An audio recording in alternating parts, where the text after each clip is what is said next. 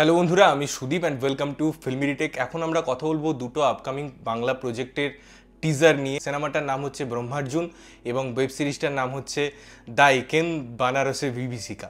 তো দুটো কাজ আমার কেমন লাগলো, প্রথমে সিনেমাটা নিয়ে কথা বলবো। সৌভিক দে পরিচালনা করেছেন এবং আগে তিনি বেশ কয়েকটা কাজ করেছেন, আমি দেখেছি, ভালো অ্যাটেম্প্ট করার চেষ্টা করেন।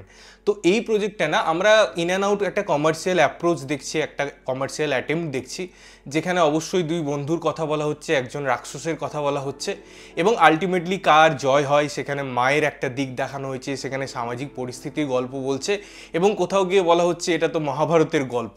তো আমি যদি টেকনিক্যালিটিসের কথা বলি, তার যদি আয়োজনের কথা বলি এবং আমাদেরকে যেটা অফার করা হচ্ছে, যে অ্যাম্বিয়েন্সের কথা বলি, সেখানে একটা মনে হচ্ছে অনেস্ট অ্যাটেম্প্ট করার চেষ্টা করা হয়েছে।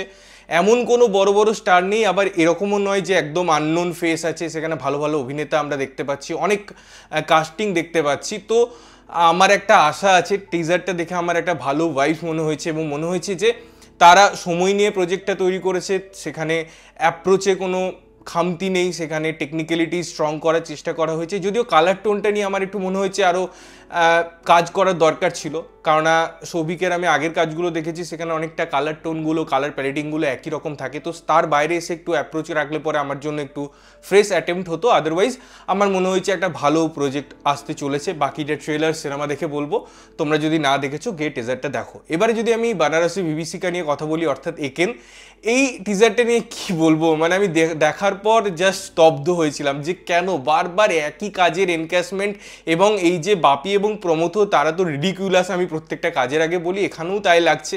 এবং যে কমেডিটাকে এখানে তারা রিচ করার চেষ্টা করেছে, যেভাবে একেন বাবুর মুখ দিয়ে বলানোর চেষ্টা করেছে, খুব বাজে লাগছে শুনতে।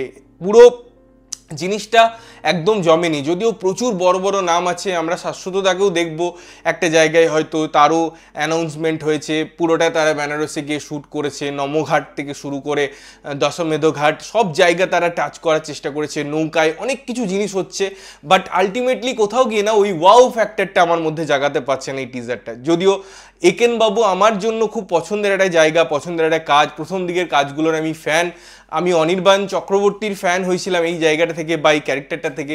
সেই জায়গায় আমি স্টিল প্রতিবার হোপ রেখে যাই, যখনই অ্যানাউন্সমেন্ট আসে, যখনই টিজার আসে, যে ট্রেলার আসুক, সিরিজটা আসুক, তারপরে বা সিনেমাটা আসুক, তারপরে আরও কথা বলা যাবে। ও সরি, এটা মনে হয় সিনেমা আকারে আসছে, এটা সিরিজ আকারে আসছে না। তো যাই হোক, দেখা যাক কেমন হয়। বাকি জিনিসপত্র দেখার পর আলোচনা করতে পারবো। তোমরা যদি দেখেছো, তোমাদের কেমন লেগেছে জানিও, না দেখে থাকলে দেখো এবং দেখে এসে জানাও যে কেমন লাগলো। ততক্ষণের জন্য ভালো থাকবে, সুস্থ থাকবে এবং সবসময় ভালো জিনিস দেখবে। চ্যানেলটা যদি প্রথমবার দেখছো, লাইক, কমেন্ট, শেয়ার করতে হবে, সাবস্ক্রাইব করতে হবে, যাতে প্রত্যেকটা নোটিফিকেশন তোমাদের কাছে পৌঁছায়। দেখা হচ্ছে অন্য কোনো ভিডিওতে, ততক্ষণের জন্য টাটা।